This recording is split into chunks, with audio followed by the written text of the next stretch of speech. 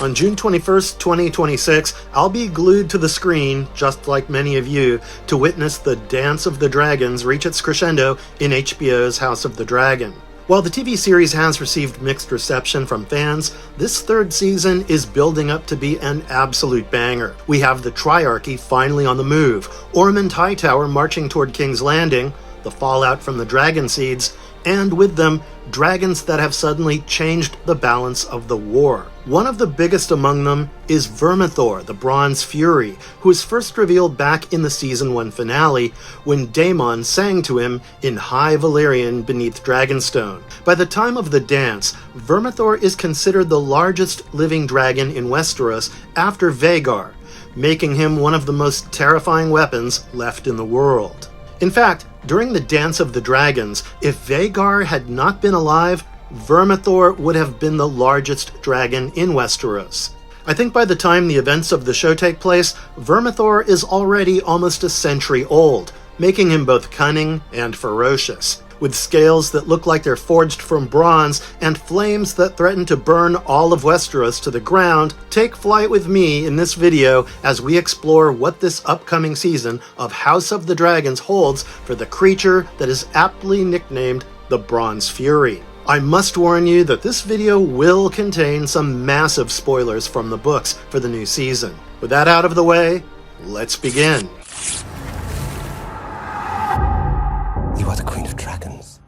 Why Vermithor changes the war. I think it's pretty clear for anyone who's remotely familiar with the Game of Thrones universe just how important the dragons were to the Targaryens' power. The spin-off show House of the Dragon, which is based on the Targaryen civil war called the Dance of the Dragons, has already treated us to a number of awesome dragons and what they're fully capable of. For me, I knew that I was hooked on the show the moment I saw Daemon Targaryen's dragon, Caraxes. I think you'd have to agree that the people behind the TV series have really hit a home run with how well they've depicted the dragons in this show. I mean, it's half the reason I even watched this spin-off series to begin with. Now, with the third season almost upon us, there's a massive player already in the game, and I mean that quite literally. So far, between the Greens and the Blacks, there are a number of active dragons in the TV show. I believe the Greens have fewer active dragons, while the Blacks have more, but the key difference is that the Greens have the deadliest living dragon in Vhagar. In fact, Vhagar is primarily responsible for bringing down two of the Blacks' dragons, Arrax and Meleys. I don't think it would be a stretch to say that, thanks to her, despite the numerical disadvantage in terms of dragons, the Greens have held a terrifying edge over their rivals for the throne. It's clear that by bringing Vermithor back into the war through Hugh Hammer, Rhaenyra's side has tilted the odds in their favor once again. I'm confident that Vermithor is going to change the war significantly, because, as mentioned earlier, he's the second largest living dragon in Westeros during this era, only behind Vhagar. He's almost 100 years old, and as we know, dragons only get more powerful as they age and grow. With Vermithor on their side, the Blacks suddenly don't only have a numerical advantage, but also another insanely strong dragon besides Caraxes on their side. In my opinion, this lowers the overwhelming threat posed by Vhagar considerably. We know just how important dragons are to an army's might, and the introduction of Vermithor as an active war dragon is going to shift the landscape of this tragic civil war once more. Of this, I'm very certain. To see to what extent it does so, I'm waiting just like you for the new season to drop. Vermithor's history, from Jaehaerys' dragon to Sleeping Giant. I believe that Vermithor is arguably the most important dragon in the history of Westeros, behind Balerion, Vhagar, and Meraxes. He's said to have hatched from an egg placed in the crib of Prince Jaehaerys Targaryen by his sister Rhaena. By the time Jaehaerys was 14, Vermithor is said to have already accepted him as his rider. The dragon plays a critical role in the rise of Jaehaerys as the next Targaryen king after the death of his uncle Maegor, also known as Maegor the Cruel. If my memory serves me right, upon the death of Maegor, Jaehaerys flew to King's Landing to lay a claim to his throne. However, being a minor, he didn't have complete control over his position yet, which allowed his hand, Rhaegar Baratheon, to plot against him by attempting to marry his sister, Alysanne, to Ormond Baratheon. Alysanne would, however, learn of Rhaegar's plans, leading to Jaehaerys and her flying off to Dragonstone on Vermithor and Silverwing, where they would stay until the prince came of age. Once Jaehaerys had reached manhood, he would return to finally take his place on the Iron Throne. He would then summon Rhaegar Baratheon to address the wrongs done to him in the past. Jaehaerys, however, turned out to be a pretty level-headed guy, as he pardons Rhaegar as long as he decided to conduct himself honorably thenceforth. Rhaegar, still not convinced about Jaehaerys' mercy, asks the new king whether he would be taking any hostages from Rhaegar to ensure his compliance. What happens next is one of the most badass moments in the entire lore, in my opinion. To answer this question, Jaehaerys simply takes Rhaegar to face Vermithor, and in his presence, Rhaegar gets his answer. Every living soul in the Stormlands was a hostage of Jaehaerys, thanks to his dragon. From that point on, Vermithor would continue to play a pivotal role in stabilizing the Seven Kingdoms under Jaehaerys. His flames would quell the conflicts of the Third and Fourth Dornish Wars, and even prevent the election of an intolerant High Septon. Jeez, what would Cersei have not given for a dragon to deal with a certain unruly High Septon herself? Under his monstrous wings and the wise leadership of Jaehaerys, the Targaryens would thrive. According to the lore, Vermithor would continue to serve Jaehaerys as his steed until the king's death. From that point forward, as far as I know, he would slumber beneath Dragonstone, even as his former master's descendants tore apart the kingdom they built together with infighting. Eventually, the Bronze Fury would be brought back into the story because the Blacks needed more firepower to combat the threat of Vhagar and the Greens. Thus, Vermithor, the Bronze Fury, would take to the skies once again after decades without a rider. I gotta say, I can't wait to see this guy in full wartime action in the new season.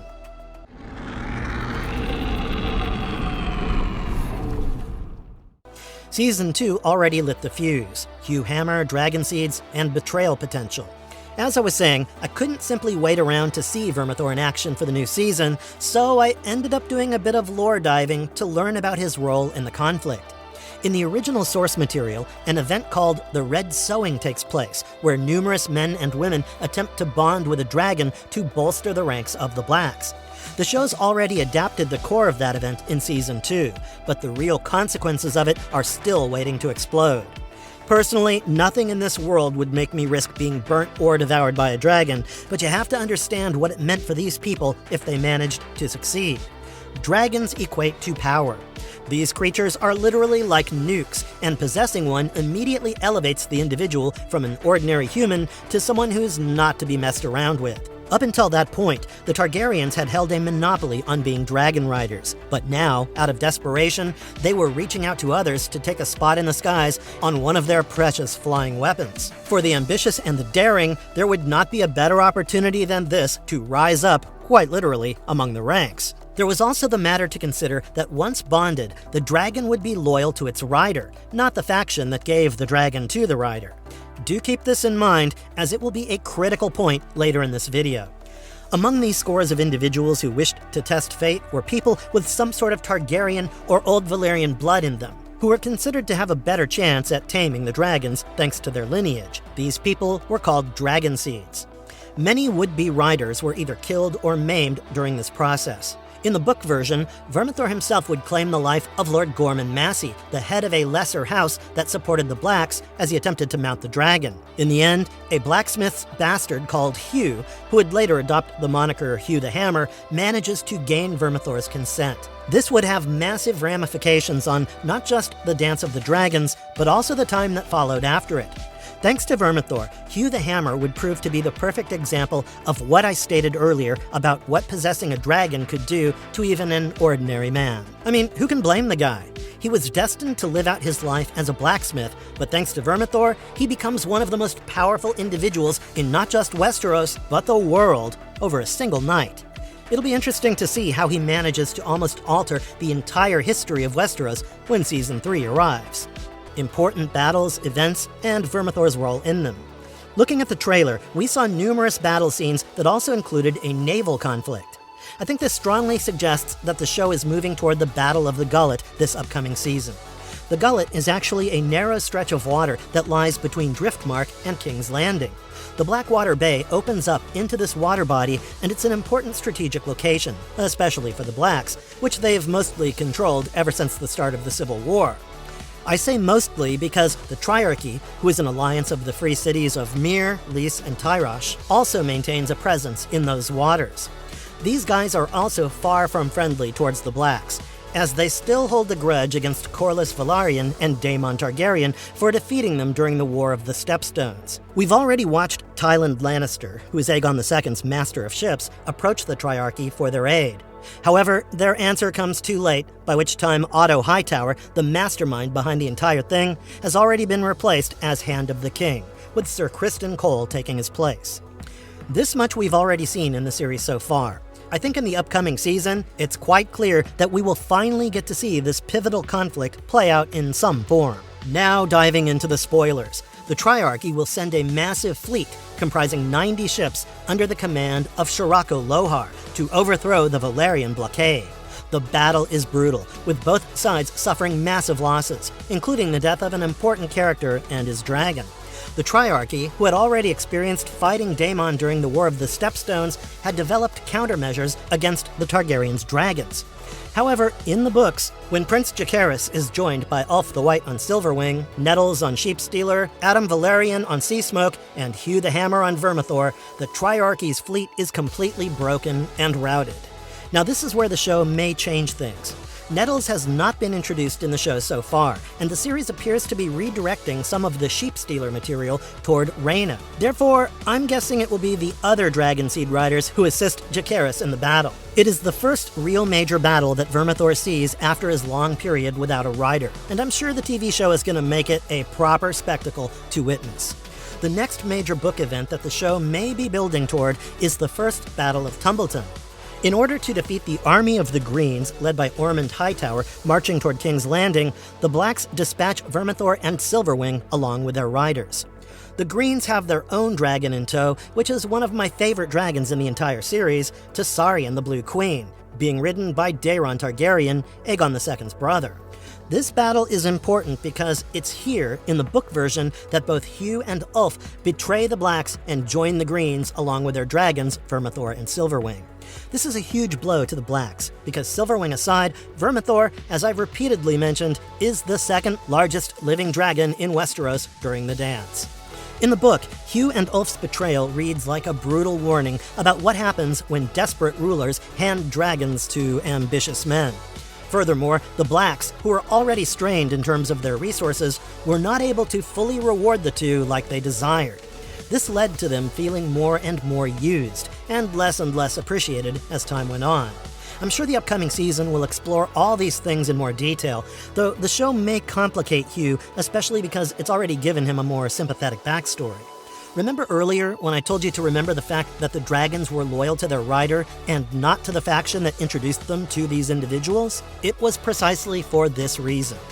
As you can see, despite Vermithor and Silverwing being Targaryen dragons that had never been bonded to these two thanks to the Blacks, they did not hesitate to turn their fangs and flame toward Rhaenyra's group when instructed to do so by their new riders. Most people would put Vermithor as second in not just size, but also strength to Vhagar. But for me personally, Caraxes is as strong as the Bronze Fury in terms of battle danger, even if Vermithor is clearly the larger dragon. The point I'm trying to make here with this comparison is that now both the Greens and the Blacks had to worry about two rogue dragons, one of whom was Vermithor, whose power needs no further explaining. Although I said Hugh the Hammer and Ulf would betray the Blacks during the First Battle of Tumbleton, they would not completely join the Greens either. In fact, in the books, Hugh the Hammer even goes on to lay a claim to the Iron Throne itself.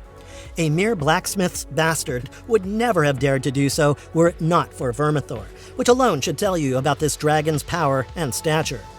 The tragedy, from the Old King's Peace to dragon-burned Westeros. I don't think anyone who's read or watched Game of Thrones is under any illusion that dragons are anything other than literal flying superweapons. Thanks to their wings, whoever controls the dragons also controls the skies, and that's a massive tactical advantage on so many fronts. House of the Dragon is a great series because it really does a good job showing how the Targaryen household rose to power on the backs of these mighty beasts, and delivers the irony of it being torn down thanks to them once again. I think I've already explained how Vermithor was a mighty dragon who played a crucial role in stabilizing the Targaryen hold on Westeros after the tumultuous era that followed the death of Aegon the Conqueror. His great power was tempered by the wisdom of Jaehaerys, who used Vermithor more as a deterrent, highlighted when he made Rhaegar confront the beast. I think the madness of the Targaryens during the Dance of the Dragons really pushed this majestic creature toward an end it didn't really deserve. And I also think it's a bit ironic that Vermithor is used to burn the very kingdom that he helped stabilize and build in a cruel twist of fate. Imagine being ridden by someone like Jaehaerys, only to later be claimed by a no-name, power-hungry upstart like Hugh. I almost feel like starting a Twitter, or X if you want to call it that, trend. Hashtag Vermithor deserved better. I guess we have to live with the consequences of our choices, even if it's a dragon as powerful as Vermithor. In the end, he chose his own rider, and that choice led him down this destructive path, and finally to his pathetic demise, unbefitting of his legacy. I think you get why Vermithor being fully unleashed is being anticipated by fans to such a great extent. In another world without Vhagar, this deadly dragon would have been the king of the skies. However, despite his overwhelming power, a dragon is only ever as dangerous as the rider who commands him. Under Jaehaerys, Vermithor served a higher purpose. Under Hugh, he becomes something far more unstable, a weapon that can change sides, change history, and maybe even convince a blacksmith's bastard that he deserves a crown. June 21st, 2026 can't come any faster for me, but I'll be here every step of the way to keep you company until House of the Dragon Season 3 finally gets released. Tell me your favorite dragon from the Game of Thrones universe in the comments below. For now, though, it's time for me to say goodbye. Hope to see you soon in the next one. Until then, stay safe and stay marvelous.